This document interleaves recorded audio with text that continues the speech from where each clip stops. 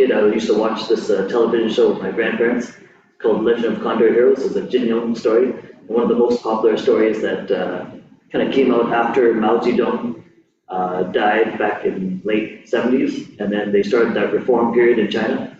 So they started releasing all these new storybooks and stuff that were related to just traditional Chinese culture, because a lot of those storybooks were lost after the Cultural Revolution.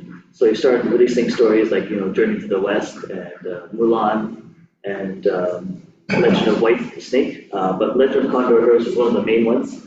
And this story was talked a lot about Buddhist and Taoist wisdom, and also a lot of, when it comes to Chinese martial arts and qigong, because that was a huge part of the traditional culture before, especially within Shaolin and Wudang and the other sacred sites. They would practice these techniques. And any kind of internal cultivation skill with spiritual cultivation would also be considered kind of as an internal martial art. So called Neigong. But they would actually refer to it as Wukong, because Wukong means like martial skill or martial art. But within the martial art, they always had Neigong in it. So in this story, they talk a lot about a lot of warriors were trying to steal these different martial arts kind of manuals, and a lot of them were incomplete, so they would only steal one part of it, and then they would only practice one part of it, but they would get injured or screwed up because they're only practicing one part and not practicing the other part. Because before, the Wukong often relates to having balance with the yin and yang. So people would go and practice the external side but not practice the internal side. And maybe because they only were able to learn one side and they didn't learn it properly, so then they weren't having the complete skill. So in the actual novel, they talk about like we call it Ju Yin Zhenjing, which is the 9 yin manuals.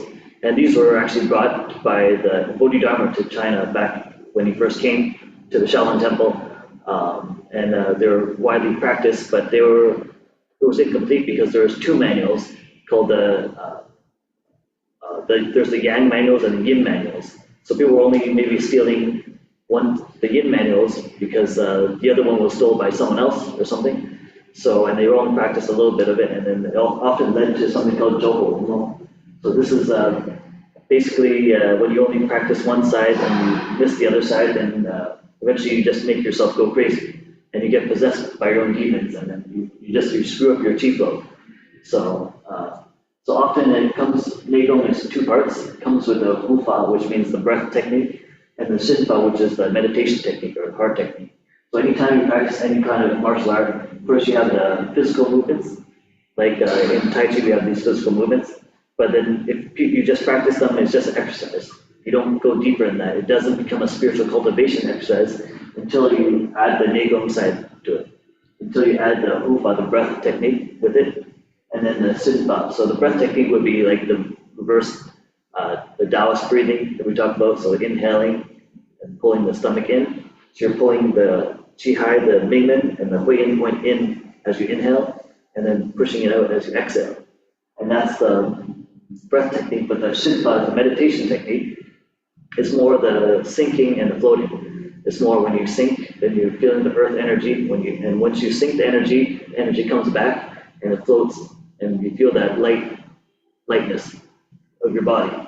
So that's the actual the meditation technique and what you're striving to feel as you're doing the movement.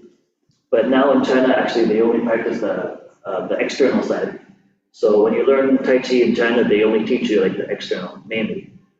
They don't teach you the feeling, they only teach you the movement. But they say when you practice the movement to a certain point, it goes deep enough, then you start to get the feeling. But that doesn't happen until like maybe 5-10 years after you practice the movement. So only the masters can really get that to that level. But before, they used to teach the internal side first, and then the external side with it, and slowly they both cultivate together. So that they call that also xinggong. Xinggong is the physical side. The minggong is the internal side as well, the spiritual side of it. So, and that side you have right now, it's hard to find as well because a lot of it was lost. So you have to kind of figure it out yourself. And a lot of people are teaching it and actually starting to go a little bit insane with their mind and stuff. So maybe some people they practicing the movement, but then they don't get the internal side then, and then they're focusing on negative thoughts or their own like traumas or egos, and then they start to go a little bit wonky with their brain. So, and then some people are bringing energy up too much, but not able to bring it down, not able to ground the energy. Your body's electrical unit. So, and then when your electrical unit doesn't ground, then you burn out, right? So that's the idea with the physical body too. It's like some people, they're running chi through their body so much, and they're running it and moving it up. But the chi that goes up also has to come down. It's a sacred loop, right? Called the small heavenly circle. But a lot of people are bringing it up, and then they're not able to bring it down. Then they start to get headaches. Then they start to get delusional thoughts and stuff, and then get the chi gets stuck there, and then sometimes they can't sleep. Sometimes they they're able to maybe open their third eye too soon, and then they see like negative things, and then they start to go crazy too, and then they actually mess up their own chi flow. So when one of my friend's daughter had that same problem, first thing we had to call the Taoist priest in to do the ceremony to get rid of the evil spirits, because that person was seeing like shadow beings and stuff and hearing voices and stuff.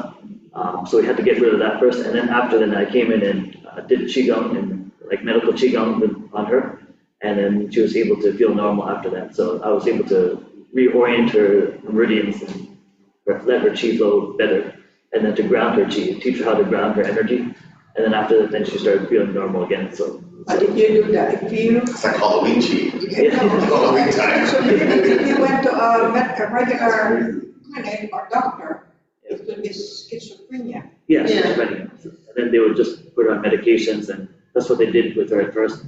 Put her on medications and put her in a mental health hospital. Just like Adam when he went a little bit crazy. That's a form of the Jobo hormone. So that's when he had like a lot of anxiety and stuff and didn't want to show his face for 3 months. Maybe because he had some failure, some setback in his life, and that's what happens. But what most people want to do is throw him in a mental health hospital, right? But I just told Kim, his girlfriend, I just told her just bring her to Mexico and have like a fancy resort, take a nice vacation in 2 weeks, and that's what they did. And after he felt much better. So all he needed was just more sunlight and just more something to make him excited to change his perception, change his mentality. Get him out of that mode, right? So, yeah, but you need a change of environment first. Go to a nice, beautiful resort. You know, as soon as you go there, you feel excited to be there and see the beach and nice blue skies and stuff. It's going to change your mind right away. So that's just one perspective on it. Yeah, but that's one of the main things that they're talking about this time. We're going to bring that story forward. So it's just you need that balance. So. Okay, so just think about that when we're practicing our Tai Chi today, and we're going to practice the 10-18, since there's only 3 of you. It's less people, then you can learn more. So, but first we'll just do some warm-up. So.